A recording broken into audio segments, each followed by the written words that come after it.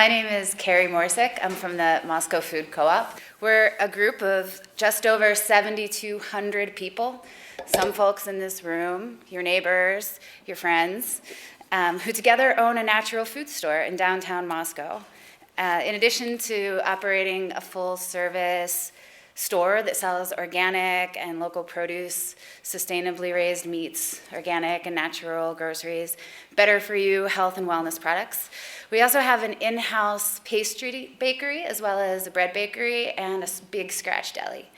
Furthermore, we provide lots of services to our owners and our community. There isn't enough time for me to talk about everything that we do, but I'll give you a few highlights. We host events in our store like Tasteful Thursdays and the Taste of the Palouse that are designed to connect local producers and local consumers. In the summer and early fall, we host the Tuesday Growers Market, which is Moscow's mid-week growers market, farmers market, which is in our parking lot on Tuesdays. We have a co-op kids program, a mama and papa's program, and a growing up gardening program designed to engage and educate families with young children. We also have an art gallery in our deli where we display and sell local art. We have a robust community contributions program that allows us to make small donations to community groups in need. And our Diamond Time program rewards our customers for bringing their reusable bags when they shop and allows them to donate those dimes to community organizations. We also have a film series and a book group. We have two primary sources of operating capital. The first is the income generated by our sales, and that pays for our day-to-day operating costs, the rent, utilities, wages and benefits, and the goods that we sell.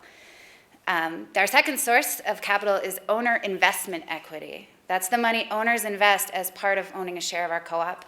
Currently, that amount is $150 a share. This money is used primarily for equipment purchases and upgrades. Last year, we replaced an open-faced cooler in the back of the store where the tofu and tortillas live.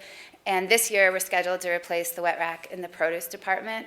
There are lots of ways that the co-op might grow and expand in the near to long term. Growth is a really big topic to tackle, and there's a lot of different scenarios or ways that we might expand. Probably everybody has their favorite ideas for how the co-op can grow.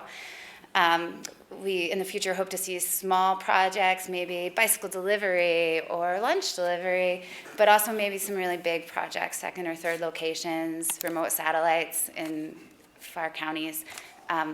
It's really open. It's a big part of Melinda's job, actually, to sort through all of the possible ideas that are out there and figure out the growth scenarios that make the most sense.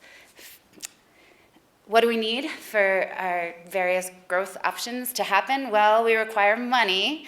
Though we've put lots of money into our savings account over the last few years, a large project would require more capital than we can possibly save, which leaves us two options: traditional financing and member loans. Traditional financing includes local credit unions, banks, and other lenders in our community and beyond. And member loans are just what you're thinking. They're loans from the co-op's owners that pay the lender a better interest rate than other traditional investments.